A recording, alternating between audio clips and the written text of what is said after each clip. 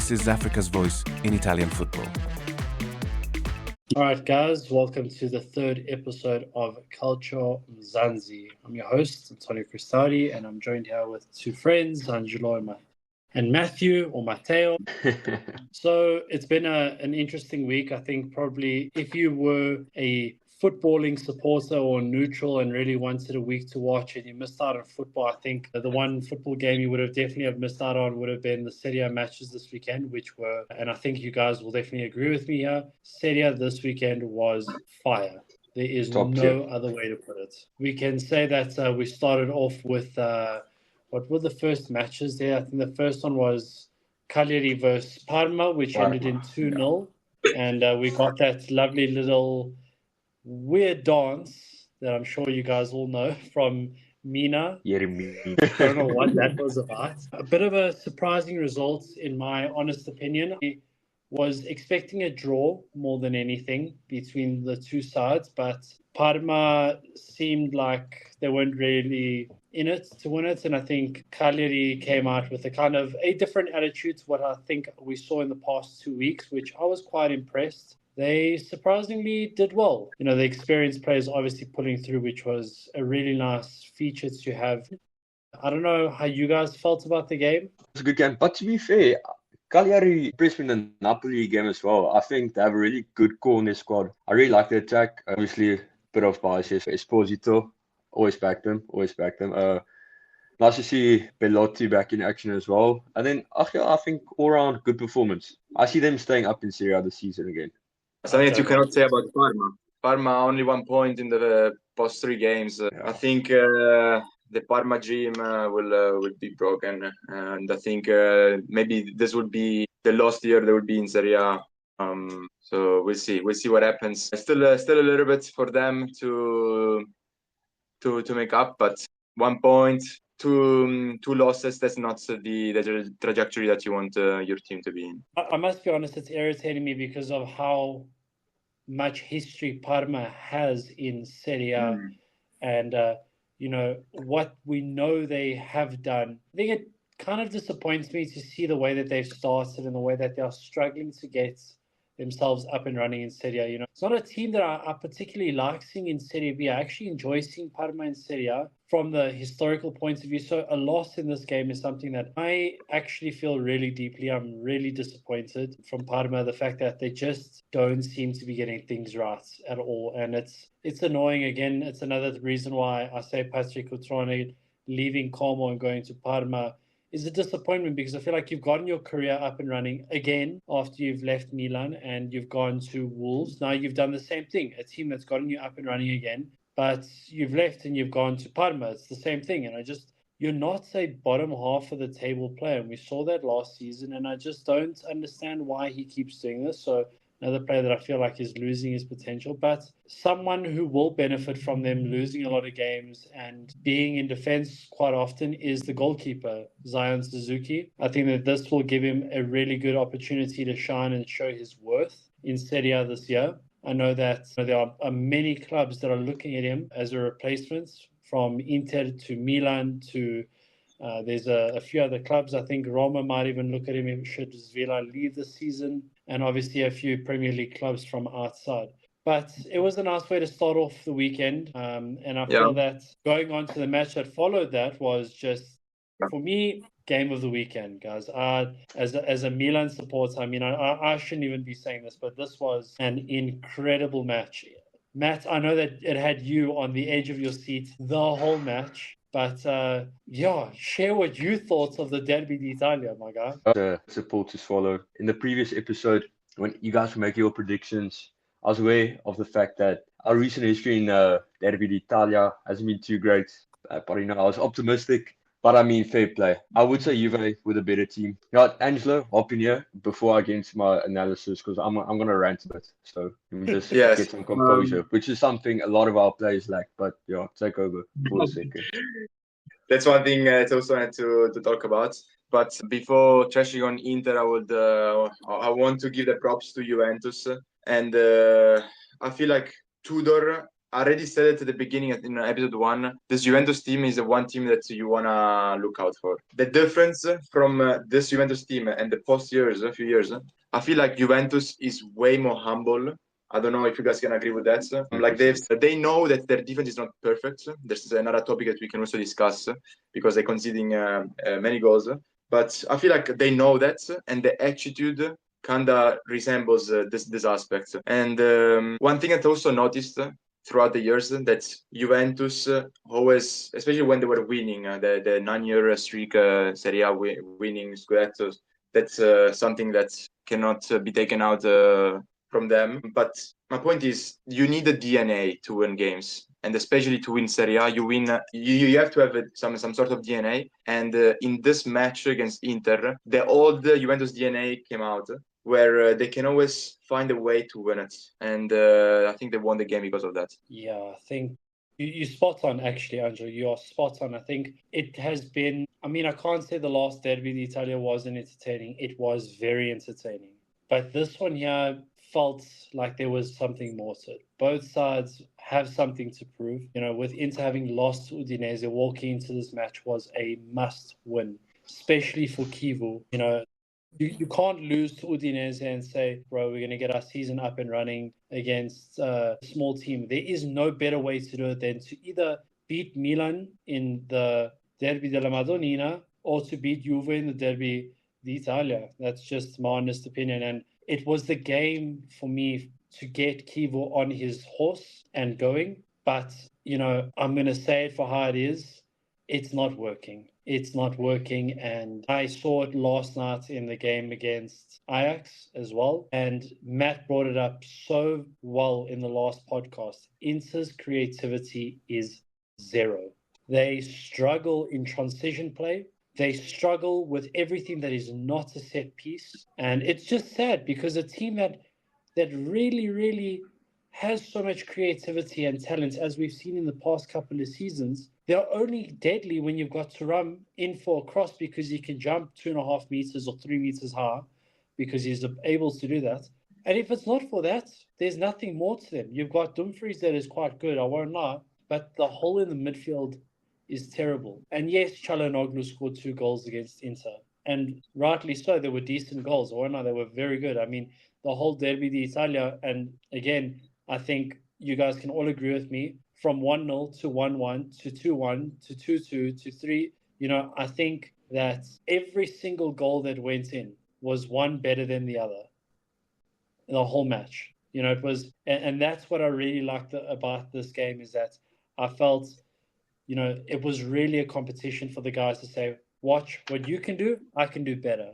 And it went on like that for 90 minutes. So kept me on the edge of my seat. It's nice to see Kenan Yildiz really come out of his shell in that game. I really felt, wow, that man he's stepping up. He is stepping up. But he's stepping up in a team where, you know, I still think that Juve's midfield is just as bad as Inter's midfield. Locatelli is not it. Locatelli is not the guy who can do it. I really think he's past his prime. Koopmeiners is nothing without Gasperini at this point. He's such a good player. We all know he's a good player, but he doesn't fit into this Juve system. He needs to play behind a striker, and a striker who can give him the space and hold the space. Koopmeiners is just not, it's not happening for him. I didn't think that Kalulu was very impressive.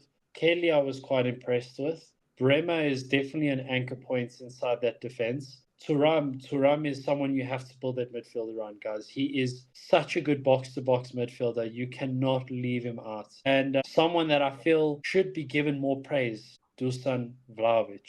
Guys, against the game against Inter, he was good. His work rate was good. And in the Champions League match, 2 goals, 1 assist. What a player. Leaving him out is stupid. I know that Inter at the moment still is not addressing one simple problem in the midfield that is costing them, and that is the age. Çalhanoğlu is old. Mkhitaryan is old. Barella cannot run every game for 90 minutes. I'm going to share my opinion afterwards. Let me actually go to Angelo and ask you, what share your thoughts on this game. I can clearly say that if you like and if you love Serie A, you love the Juventus Inter game. It felt scripted to me, Antonio. Like that game was beautiful. Like the fact that both the Thuram brothers score, Kefren and Marcus in the same derby. I mean Derby Italia. So yeah, in the same match with all the goals coming one after the other like that. And then let's talk about the screamer, the buzzer beater, guys. It's a word that I keep repeating. The buzzer beater by Azic, which as a Palermo fan, I feel very sorry that we couldn't get him in the summer because we are very close on signing him as a straight loan. And for some reason, Tudor declined that possibility, and I can see now why. So what a player, what a game! I just loved it. Matt, I think, and at some points, I feel like you have to come around to my realization of this, and that is, I give Kivu 2 games, and he's out. And why do I say 2 games? I say 2 games for one reason. The game against Ajax was not convincing. I really felt that, there was a lot more that could have been done. And the game against Juve, I feel like with Juve's midfield that is so weak and the experience that Inter has in the midfield, that should have never have happened. I give him 2 games, and I know it sounds weird, but guys, something is telling me, when I said Inter to compete at the end of the season, I think that just hear this little voice that no one's talking about. Not even Fabrizio Romano knows this. Thiago Motta will become the coach of Inter. Watch. Kivu is not ready yet for a big team. He's not. I'm very curious on what Matt's analysis is. Very, very curious. Okay, so let's dive into it. The Thiago Motta part, I'm going to get to at the end. Let me just first give my rundown of my thoughts on the game. Okay, starting off, I'm going to circle back to the points Antonio made, which I 100% agree with. So I think 3-5-2 is the base system for Inter. Start with it. We have the perfect ball-playing centre-backs. Bastoni is made for a 3-5-2. Akanji is looking very decent. We have the perfect fullbacks for a 3-5-2 as well. And then we have 2 quality strikers and a solid midfield. But as we've seen in so many games before, if you sit deep and the defense just holds a line and stays man-on-man, it falls flat. There's no creativity, no chances created, and you're in a deadlock. All it takes is a couple counters, and then you're trailing and chasing the game 2-0. So I think Kivu's biggest issue is if the 3-5-2 doesn't work, there's absolutely no plan B. I think there's a couple selection mistakes as well. I think Mkhitaryan is not up to scratch. I think you should go to Turkey for 2 reasons. 1, learn from Çalhanoğlu a bit. 2, fix that hairline and then stay there as well, bro. Çalhanoğlu, fantastic pivot. Fantastic. He's the perfect holding midfielder for a 3-5-2. And also to touch on Antonio's other point, we're good from set pieces. Those 2 guys, I think why Frattesi's not getting minutes in the midfield, I have no idea. I think there's a big gap. He's a good kind of midfielder who offers a bit more going forward. But then why not switch to 3-4-3 a bit? We have Thuram, he's an aerial threat, so you want him in the box. But at Gladbach, he was superb on the flank. Shift him out wide, keep his striker in the middle. If Martinez is having an off day, we know he doesn't often recover.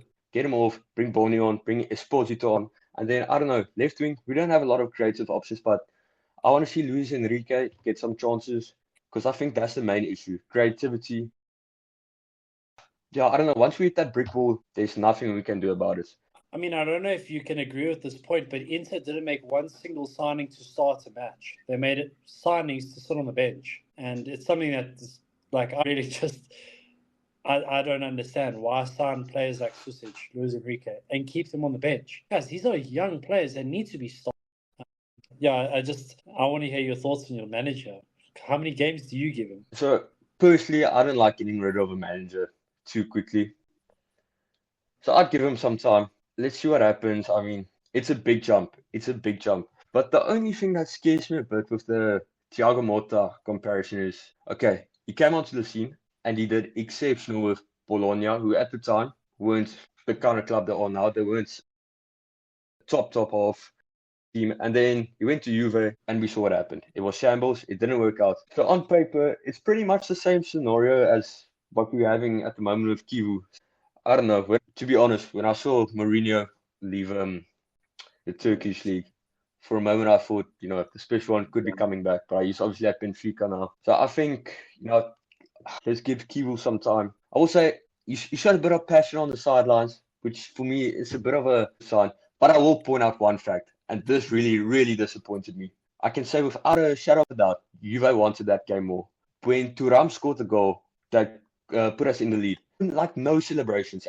This was towards the end of the game. I want to see absolute limbs. I want to see passion. I want to see Thuram, maybe the better Thuram on the day at least, score the goal. You could just see we were never winning that game. We were happy to play out for a draw, and that disappoints me the most. Yeah. I have one more thing to add as well on Kivo's aspects and on Inter as a whole, because I feel like Inter had a specific mindset under Simone Inzaghi. I'm talking about, for example, 3 at the back with a 3-5-2, 3 at the back with the two defenders on the sides going forward, like we see, like with Bastoni. He did it a lot. The cuts from the midfielders and the way like the strikers, they hold the ball, they create plays like that. I feel like now with Kivu, he's trying to insert in Inter like a different mindset.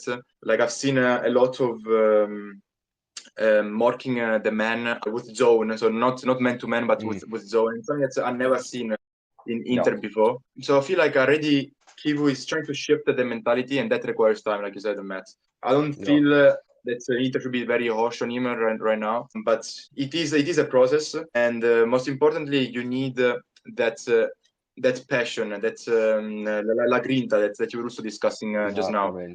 So it is something to keep an eye on for the future matches, because this loss, the way it came after an insane battle against Juventus, losing like that can create something in the players' head, and the Kivu must be very good at avoiding that and try them to look forward to the next match. So we already saw within Champions League, they rely a lot on Marcus Thuram. I think he's the leader now of Inter, and I think you must build from. I think Inter fans will be very disappointed with the match, and rightly so, because it was your game to lose. You could have just sat back and really played a proper Italian defense and see it out. I mean, what was it? Maybe 10 minutes before the end, you could have had it. 10-15. Yeah, it's as an Inter fan, well, not as an Inter fan, as a Milan fan, seeing an Inter fan, I must be honest with you, I feel for you, bro. I feel for you. No. And it's a bit of a tough one to swallow. You know, it's you guys got to find your mojo. That's just the reality. Yeah. Moving on to Napoli-Fiorentina, which I landed up, funny enough, watching it at Thomas's house with Declan, and had Declan crying because he's a Man United supporter. And right in the beginning of the game, in the 14th minute, after De Bruyne scored, it was Rasmus Højlund who scored a goal then, and he just, you know, it's funny to see a United guy literally in tears because this guy was not performing at United. And he's come to Napoli, and it took him 14 minutes to score his first goal at Napoli. And, well, what can I say? Geez, like the most dominant display over another maybe top 7 club in Serie A. Napoli didn't even give Fiorentina a chance to breathe. I think Fiorentina only really tried in the last 10 minutes of the game to try to do something after Luka Ranieri scored from the corner. But I just feel that Fiorentina is going to struggle this season.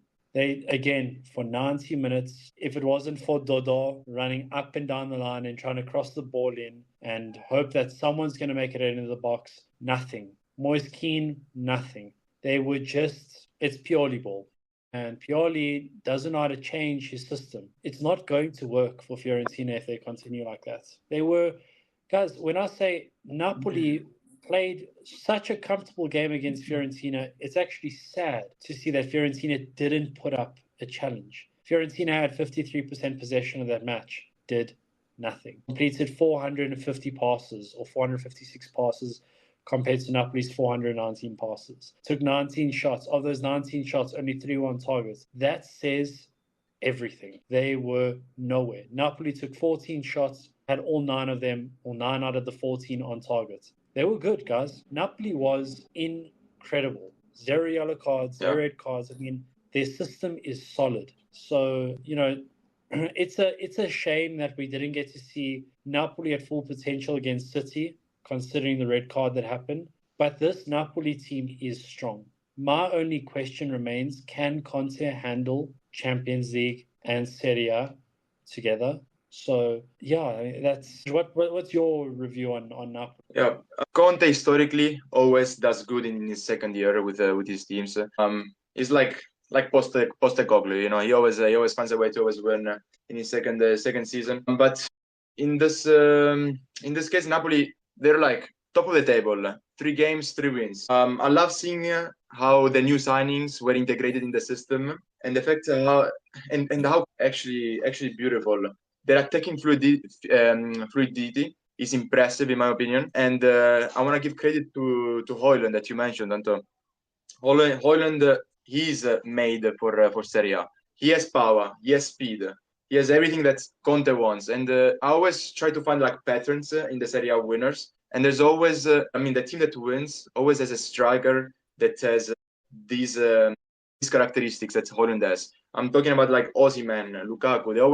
They all have like physicality that you can hold the ball and the pace. So is that maybe like the secret sauce that Conte needed to win again with Messi? Yeah, it's very possible. Matt, you know when you play FIFA, but and you dominate the whole game continuously and you just cannot score. I mean, Ale's not here today, but geez, he's feeling a bit sick.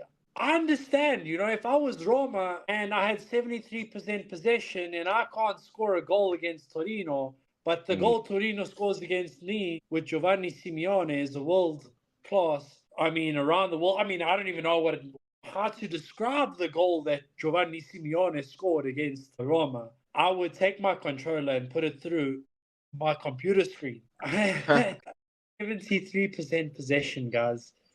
Let me give you one clear statistic. Roma completed 590 passes. Torino completed 223 passes and lost. Roma lost 1-0. What are you doing as a Roma fan right now? I know that Alex is not here. He's obviously sick. The torment he had to go through must be unspeakable. Those words, he can't get them out of his system. You're from Male. And to make it worse, Dybala's out now as well. Yeah, That's a tough one. It's a tough one. If anyone watched Serie A and is listening to this podcast, Milinkovic-Savic in the past few years at Torino has been a rock in that goals. He has had leaky defenses, terrible teammates around him, and somehow this guy has still done well. Yes, he's like 2.5 meters tall, but he's a phenomenal goalkeeper. Something that I also just wanted to really question was, this is, I think, a surprise victory for Torino, but I'm happy that Marco Baroni is, finally getting up and running with his team. It's nice to see that Torino is finally doing a bit better. But something that I must ask, Ange, we saw the same similar kind of lapses with Atalanta last year, where I don't know what it is, and Gasperini's always got some sort of excuse. It's too hot. Yes. You've got to worry about the heat. You've got to, all this kind of nonsense. He does the same thing, or did the same thing when he was at Atalanta, losing stupid games with Atalanta to teams like Lecce. Small teams. These 3 points matter just as much as the big games. And I don't know what it is about Gasperini, but these are the games that for me matter the most. Why does this happen? Why does he lose to these small teams where there's no need to lose? Gasperini, I rate him as a coach, but as a person, I completely despise him. Like you said, well done on catching that. He always has an excuse for everything. He cannot blame himself. Never. He's someone that's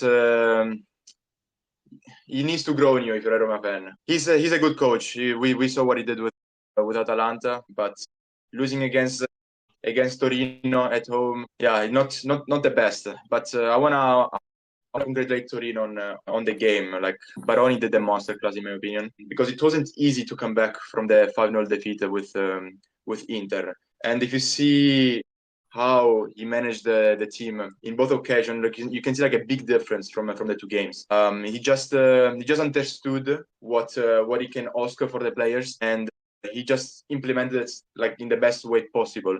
And I think this result against Roma, it's not random. They deserved it in my opinion, even if of course Roma was dominating in the statistical side of the game. But the way Torino can bounce back like that and win a big game like the one against Roma. It was just beautiful. Credit to Simeone, not just because of his beautiful goal, but for his ability of holding the ball up there, making the team go up.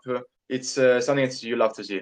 While we are on the topic of Roma and the Laziale region, I want to talk about the other Roman club in Lazio that lost 1-0 to Sassuolo. Being the guy that called it, which is saying, I totally expected that. Guys, the Sassuolo team is good. They showed it against Lazio. They managed to grind it out with less possession, less opportunities. They won the game. It wasn't a nice game. It was a very scrappy game, but they won it. And a very physical game. You know, I don't really think there's much to speak about from Lazio in terms of this game, but something that there is to talk about is the Derby della Capitale next week. And speaking about that, now Roma's just missed out on Dybala. Okay, do we think that Ferguson will step up now that Dybala's out of there? But then the other thing is, looking at the Lazio side, Zari's out, Vella's out. Akani is not fully fit. Who else is out? I'm just trying to think now. They got their transfer ban, so their bench is very limited. And I know there's one more player. I just can't think of it top of my head. Castellano. Yeah, Castellanos is doubtful, yeah. As well. Who wins this game? So that's Ange. What are you thinking? I was talking earlier about the mental aspect. It's very important, especially for the players. And in my opinion, this Derby della Capitale is a make or break for both teams. Lazio, yes, you stated all of the injured players. I'm taking also into account the transfer ban that is creating like a perfect storm right now for Lazio and their fans. So Sarri is in the hot seat right now because, like I said, it's gonna be a make or break, especially for Lazio's hopes for the season. And I'm calling it now a little bold statement that I'm gonna say. I know it's a little bit early, but my guess is that Lazio could generally be in a relegation battle by December. That is my bold guess for today. That's something that's is gonna be very interesting to see, and how Sarri can avoid that. I don't know what Matt thinks about this derby coming up. Yeah, no, I agree with what you said. It's a very interesting match, you could say, because I think if Lazio lose, then it's going down. If Roma lose, getting like that top 4 spot finish maybe becomes very difficult. But I would put my money on Roma. I think Gasperini made a mistake not playing an out-and-out 9 next to Sule and Dybala. I think he'll fix that. I think we'll see Ferguson start and maybe Dorfbeek from the bench. Just a bit more clinicalness up front. I think the overall play was good. I still have question marks about Cristante in the midfield. I think there's better options because I really like Cornet, but I think he's overperforming, or he's doing a bit too much. More that should be expected of him. But yeah, I think I put my money on Roma for this one. 2-1? 3-1. Yo, okay, geez, like that's a prediction. I really didn't even think about it, but now that I'm giving it some thoughts, I think, in the heat right now, I think the game's at 12:30 on Saturday. Is it Sunday? I'm just trying to think.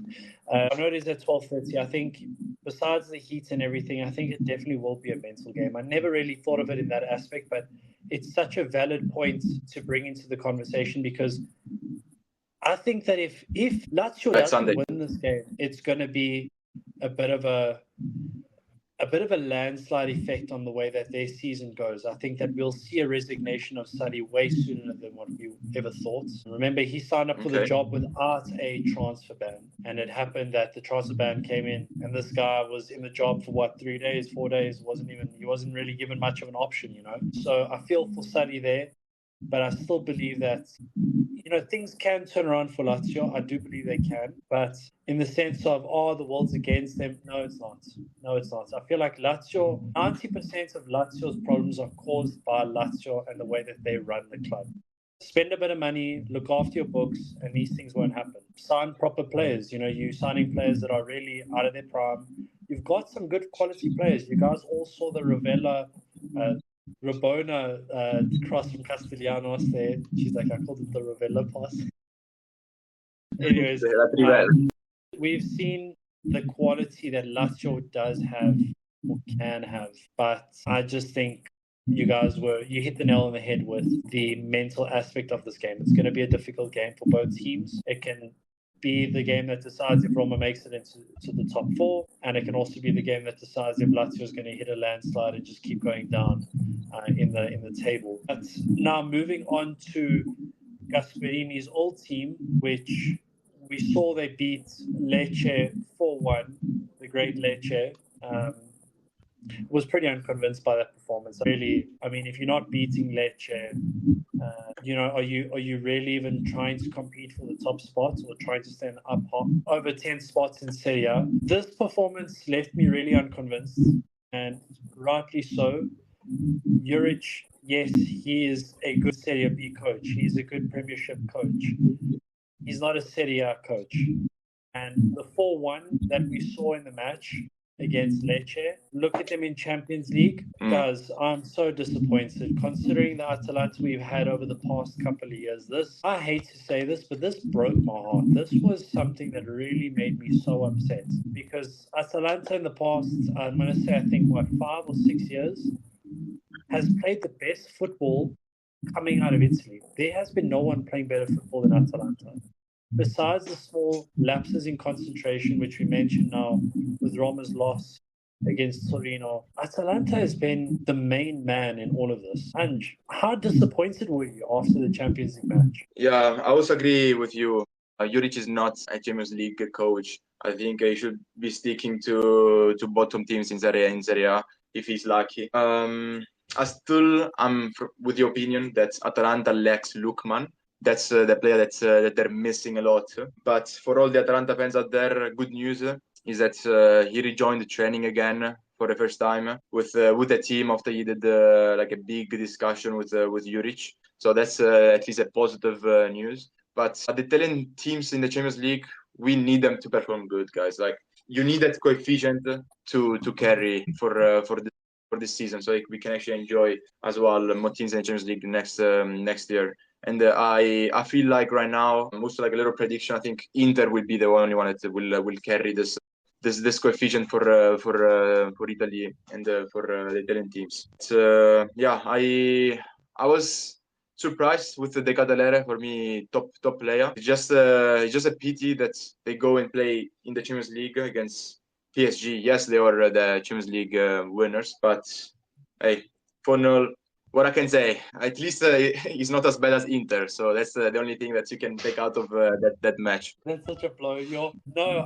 Matt, I have to come back to this question to you. If you look at the goals that PSG scored against Atalanta, and I think it's something that I really had to sit and just take a deep breath and realize that this team is not what it was. And what I mean by that is Kvaratskhelia goal, dribbling through how many players that have the quality to stop him. How many goals were scored with a simple pass back, run around the back, and all of a sudden it's one-on-one with a goalkeeper? Because Atalanta used to be a midfield force that you used to be scared to play against because you didn't know if you were going to make it through. I feel like you could have taken Sassuolo and put them against PSG or Cagliari, and you wouldn't have leaked so many goals. Atalanta right now, this is sad. How long Juric stays in the job is something I don't know. I don't know what they're willing to sacrifice. I don't even think Atalanta has openly stated what their goals are for the season. What is going through your mind should you be the president of Atalanta right now? You've got to make a choice. What's going through your mind, man? I mean, going through my mind is I never want to. And after 3 weeks of not performing, go out if you're the boss. I don't know. It's a tough one, eh? It's a tough one. Realistically, PSG were always winning that game. It's tough. For me, yeah. I knew it was going to be a PSG victory, and I knew PSG were going to score a couple of goals. But when I think of Atalanta, I think of insanely attractive and attacking football. I think of Papu Gomez, Ilicic, Muriel. And even today, if you look at all the scores, okay, obviously Lukman's a bit of a complex situation at the moment, but the Catalayre, Scamacca's, I don't know why he's not featuring a lot at the moment, but to go without a goal, yeah, that for me, that's the disappointing bit. But I agree. I think Juric has the caliber to be a Champions League coach. It's sad to see to see where this is going. It's sad to see Atalanta struggling so much. I really hope that they can get the right coach in to take this team to where it should be, especially what they've given us over the past couple of years, which I think we should be grateful for. Mixing up the Serie A table, causing some real upsets. I just feel that Atalanta should be more than what they are right now. I think that this defeat is one that I, as an Italian fan, look at it and go, this is not good. Then just a side note to all Italians watching this podcast and everyone who supports the Serie A. Guys, some of us are Milan fans, some of us are Juve fans, some of us are Inter fans. It doesn't matter what fan you are. You want more teams to play in the Champions League. It is imperative that you support the Italian teams to play until they get into the knockout phases, at least past the round of 16. Should you want more teams to play in the Champions League, it is imperative these teams do well. It can't be that Atalanta is losing 4-0 in the group stage and Inter struggling to beat Ajax, and Juve goes and has a terrible match against Dortmund, that won the match because Dortmund is arguing over a penalty that brings their whole team morale down. In all honesty, Juve should have lost that match. But it is really important that the Italian teams do well in Champions League. I know many Italians and people are going to watch this podcast and say, oh, but if you're a real fan, you must support them losing. No, guys, if you want the Italian leagues to do well and bring money, it is important that these teams do well in the Champions League. So I'm just going to move on to the next game that we need to speak about in the Serie A. And by far the second best game for me in Serie A this weekend, because I felt that this game here, and I'm going to share my analysis afterwards, but this game here gave me some serious pointers. You guys saw what I was writing in the chat, and I can definitely hear Matt and Angelo and Alex all saying, yes, Antonio's cooked. And I need your thoughts on the Milan-Bologna game. I have actually a lot to say about that game. Really, what a good win for Milan. That's for sure. I love Luka Modrić. Luka Modrić, they need to clone him because you don't see players like that often. I think I watched soccer like my whole life, and I can tell you, Luka Modrić is the best midfielder that has ever played soccer, alongside Andrea Pirlo and Andres Iniesta. That's my top three. In any order, and the Gagliardini for sure. Modrić is made for Serie A and is made for Milan. I'll tell you why. Serie A is a tactical league, and it's not like a rhythm league like the Premier League. So seeing Modrić in this league where he can actually control the game and provide his assist, his contribution, is something that you love to see. Yeah. Matt, I don't know if you watched this game. I don't know if you even, feel the way that I feel about this game, considering you're an Interista, and I'm sure that your heart really wanted Bologna to win at all costs, but they didn't. Share your thoughts. I want to see Milan do well, to be fair. I want the two Milan teams to be as high as possible on the table. So, yeah, scrappy game, far from perfect, but a decent performance. I like the Milan team, actually. This is an important victory. Obviously, Bologna, not the walkover kind of game you previously would have expected it to be. First half was tight, cagey, not a lot of chances going both ways, except the disallowed goal for Bologna and so on. But then that second half, you guys were a grinta. I got to be honest, it was a nice half to watch. I especially feel you guys were a bit midfield dominated in the lineup, and I feel when Pulisic came on and the attack just refined a bit. I love Rabiot, but he's better a bit more deep for me. That's my personal opinion on it. Love to see, keep him up there. He's going to be one of you guys' top players this season. I rate him so highly, and I love the role. Jimenez, okay, Anto, you go first, because I know you're going to have a lot to say about Jimenez. Okay, let me say one thing. I know it's going to be like this the whole season, but Allegri knows what he has to do to win Serie A, and he knows how to do it very, very well. So there's a couple of things that I want to mention. Defensively, I don't really like us defensively, but it was nice to see someone not as shaky as Pavlovic on the field, that they gave Kobe De Winter a chance to play, and I was actually quite impressed. Oh, solid. I think Estupinian is good. I think that he needs some more time, but potential is there. It is time for Milan to make money off Mike Maignan. I am so sick and tired of this crap story of every couple of months, his calf, his hamstring, he's injured. Bro, put in your resignation letter and leave. Give Torriani a chance, okay? He's good enough. Or sign Suzuki from Parma. I'm tired of this every season. I can't think of one Serie A season where Maignan has not gotten injured. And you know what the crazy thing is? No one did anything to him this match. He just went on. Clearly, he has issues when he's not getting attention and we're not leaking goals because he goes and gets injured. Or he needs to go to a team where the physio's more equipped to deal with his body type, because something is clearly not being done correctly at Milan. He just cannot stay fit a full season. And it is annoying.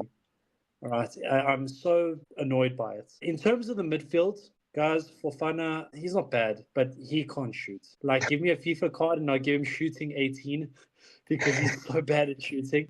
But not a bad game. But the one thing I will say, how good is Samuele Ricci, guys? I know he came on in the second half, but Samuele Ricci is wow. Him and Modrić have to start. They provide. You just need someone up there that can finish those chances that the midfield creates. Like, you cannot just hope that the ball goes in by itself. There's one thing that I think that we need to discuss as well about this game, and it's one of my favorite things to do is talking about the referee, the missed calls from the referees in Serie A. It always makes me laugh.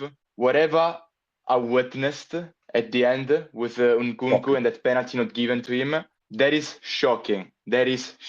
So, you know what?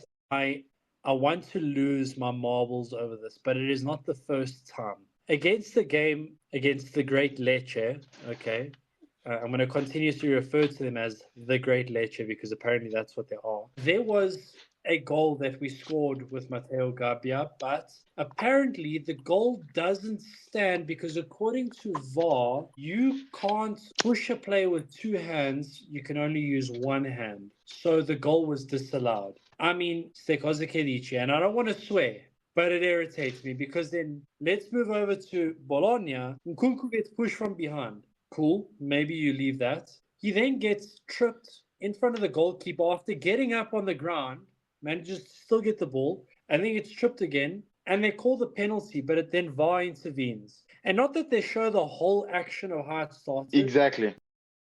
One certain thing, and it's something that, you know what, the ref was right there. And it irritates me that VAR has this much power. It shouldn't be that VAR has this much power. Okay, because logically, and I challenge anyone who watches this podcast, go back to the Lecce game. Show me where in the rules of football it says you cannot push a player with two hands. You can only use one hand. Please find me this rule because this is something, I know we've beaten Lecce and I know we did a good job and I know we beat Bologna, but there are games where things are going to be tight and you cannot be making these kinds of errors. The game against Bologna, let's not forget, was a tight game according to the scoreline. Yes, Milan sucks at finishing. Actually, we don't. We create a lot of chances. We don't have a striker. That's the reality. Yeah. And I'm going to go back onto another point here because I actually managed to save this. Santi Jimenez in 3 games of Serie A has the best record for the most misses in Serie A. He's missed 6 big chances in Serie A this year. He's had a total of 12 shots in 3 games, only had 4 of them on target. That's all I'm going to say. That is shocking.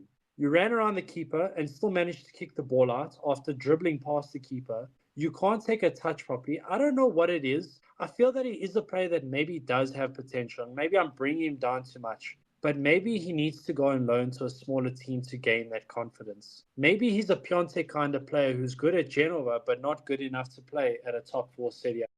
You've got Gasperini, who does clearly and openly states he doesn't like Dovbyk. So give Jimenez to Roma, who's not expecting to make Champions League, who's not expecting to stay in the top 4. Then give him a chance to play. You've got the top goal scorer of Serie A sitting at the bench, of La Liga sitting at the bench at Roma, and you've got Jimenez playing as starting position at Milan, who runs around a goalkeeper and can't kick the ball into the goal. He plays striker like I play striker. You just don't score. I mean, no, guys, come on. It's a bit a bit. It's very disappointing. I'm expecting a lot more. I think Nkunku needs to have a run at being the first striker next match. Standout performance for me. Shout out to Salamakers, Luka Modrić. Please, Luka. Another 40 years of your football. Please don't retire. Nono Luka, grazie mille. Please, he's amazing. I just don't know what Milan's gonna do without Luka Modrić. I know we have Ricci, but Luka Modrić, guys, is a standout performance player. What would you do, Matt, with Jimenez, bro? Because I actually am running out of words to describe the frustrations. I threw my iPad across the room watching this game. I was so angry with Jimenez. Yeah, he's an interesting case. Every now and then, there's a flash of brilliance. Like in the first half, when he had that nice cut inside, the defender opened the angle nicely and just missed. So I see a deep player in him at least. I'm not saying a world beater. He's not breaking any records, but I see a decent player in him. But he's not a reliable starter. So the scary thing is, if Milan had 3 quality strikers, I'd love Jimenez. He's a nice player to have in the team. See what happens. Bring him up from the bench and so on. You guys don't have a lot of 9s, so having him as your starting 9, the guy you rely on to bag most of your goals, is scary. It's scary. So I agree. Nkunku, got to try him at 9. Got to try anything you can, basically. Pulisic as well. I think he needs to be starting more.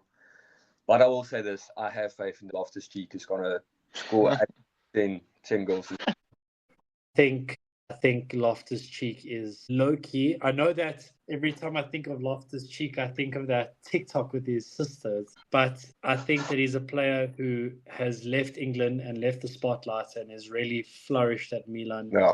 Love his little celebration, but he is a very, very good player. And I really believe that, he's the right player. I always thought, like, oh my goodness, we got rid of Reinders. Well, who are we going to play with? And then Allegri and Tade said, we have Loftus-Cheek. Jeez, I really thought I was going to fall off my chair, but he's brilliant. Very good player. Yeah.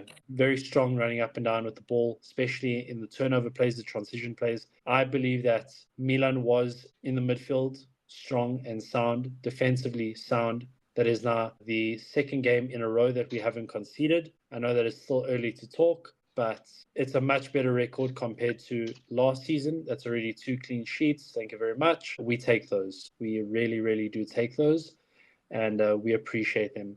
I want to move over to another game which, funny enough, I actually have something good to say about Verona. Not the match, but a standout player from Verona who I thought has a lot of talent, guys, and I think he can do very well to move to a bigger team, do better in Serie A. Is Giovanni, you say Giovanni, the Brazilian? I think it's Giovanni. Giovanni. Guys, I never thought that Verona could play good ball. But in all honesty, Verona should have beaten Cremonese like 4-0.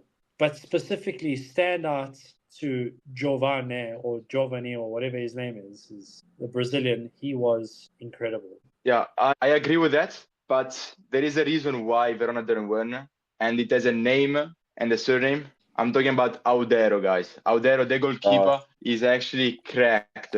I watched him play in Palermo last season, and he literally made us go through to the playoffs just because of his saves. Like last season, Palermo was shocking, and we just relied on his saves. And I still thank him for that. I wish he could have stayed 1 more year because I can see now why Cremonese wanted him so badly. The saves that he made, the guys, against Verona. Sometimes when the match scoreline is 0-0, you always try to not bother on watching the highlights or watch the game. But I'm telling you, go watch the highlights of Verona and Cremonese and see Audero's miracles. Actually, so insane. Well done to him. What a performance by Audero. Yeah, spot on. Then Matt, I think he's your favorite player in Serie A. I'm going to move on to the Como versus Genova game, and you seem to love him, Nico Paz. Ooh, okay, I wouldn't say favorite, but he's a class player. There's no denying that. I mean, that goal that's a Zidane-esque. Ridiculous. But I was very disappointed. Como threw away 3 points. Very, very, very bad finishing of it. Closing it out. Yeah, Nico Pazzesco. Yeah. Do you guys feel that Como threw away the 3 points, or do you think that Ramon threw away the 3 points? It was a silly red card to concede, in all honesty. What the hell was that? Yeah, like, what on earth was that red card? Why? Can I don't understand how people snap like that on a football field. You're a professional. You get paid. Come on, man. Like, what a stupid way. And then not even that. Not even that. They could have lost the game in the last. Jeez, bro, the red card was 88th minute, and by the end of it, you thought the Genoa was going to win 2-1. I don't know. Players like that, how would you as a coach treat a player that behaves like that? Matt, I mean, is I don't know. Loan him out to Serie A one time. Does that attitude get you far, Ange? I don't think so. And what gets worse for Como is that Real Madrid is planning to take Nico Paz starting from June 2026. So he's gonna pour for Como because I think Nico Paz is carrying this team right now. But the Blancos are ready to buy Nico Paz from Como for only 10 million euros. You must let that sink in for you because of his clause. 10 million euros for Nico Paz to go back. It's just a bargain, and Como is still trying to put in some sort of new clause or take away that clause because 10 million euros for Nico Paz in this economy. Oh my God, bro, inflation's not real. I have one question, guys, and I'm going to name 3 players, and I want to hear your opinion on these 3 players. Bye. Kenan Yildiz, Nico Paz, right, and Adel Goulet. Who are the, if you have to, bench one, start one, sell one? Ange, you first. Damn, that's a good one. So you said start, bench, and sell. Sell. Okay, I'm gonna start by the player who I wanna start.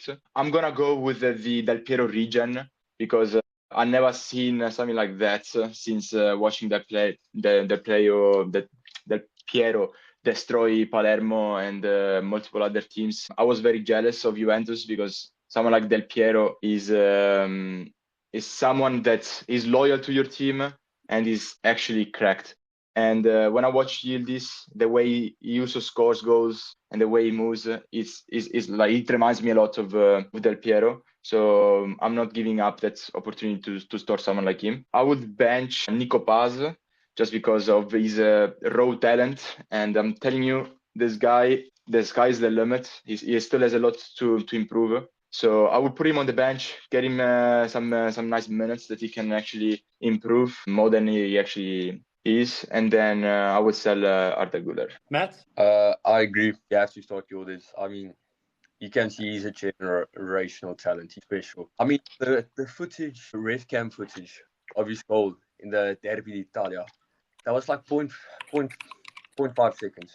Touch, instantly firing. It's easy Yes. It's easy to be viewed as a good talent these days. You get a nice couple dribbles, you stat pad some nice finish shots or whatever. That's instinct, and you don't get that often. I actually see a lot of Ronaldo in him, just his two-footedness. But yeah, I think Juve build your team around him. He's an icon in the making.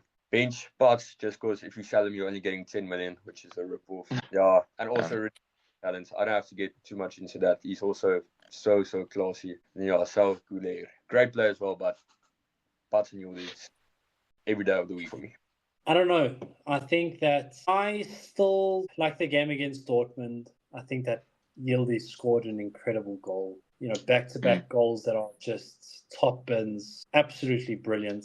Great player. But for me, it hurts my heart to say it, but I'd start Paz, bench Yildiz, and sell Arda Güler. I still don't think that... I think that in Serie A, yes, he's done well. But for the national team, Turkish national team specifically, he's got some good talents around him. I don't see him really doing the same thing. That's, you know, Del Piero for the Nazionale was incredible. You can't even, whether it was for Juve or the Nazionale, you can't compare. I know that Paz is still young, very young, and there's still a long way to go, but I genuinely believe that Nico Paz is also a generational talent that maybe might not go down to win a Ballon d'Or, but he's the kind of player that remove him from a side and you will feel the effect of not having Nico Paz on your team or playing with you. So that's the way that I see it. Yeah. Anyways, this weekend's fixtures of the Serie A. I have 2 news. I always like to bring in every episode of this podcast some news from the Serie A world, and not only that. I want to start with something that both of you guys will have in common. Very valid. I know what you're going to say, the municipality. Yes, correct. That's one of it. So San Siro, I'm talking about San Siro because the city of Milan, the government in Milan, gave the approval to the selling of the stadium. So I don't know what's your guys' reaction, because as an Inter fan and as a Milan fan, you guys probably will have some sort of mixed reactions, because San Siro is still like La Scala del Calcio. But I'll get back to you guys now. The other is that La Lega Serie A has given the official dates for the Super Coppa of 2025. So I'm telling you now, it's something that you don't want to miss. So Colin sick already. It's starting on Tuesday, 18th of December. It's the first semi-final, Napoli-Milan. And Wednesday, 19th of December, there's the other semi-final, Bologna-Inter, with the final the 22nd of December. So one of these four teams, Napoli, Milan, Bologna, Inter, will win the Super Cup in Riyadh, Saudi Arabia. So you don't want to miss that. But back to the San Siro news. What do you guys think? Can I go first? Yeah, you Right. can. Matt's going to agree with me here. It's about time.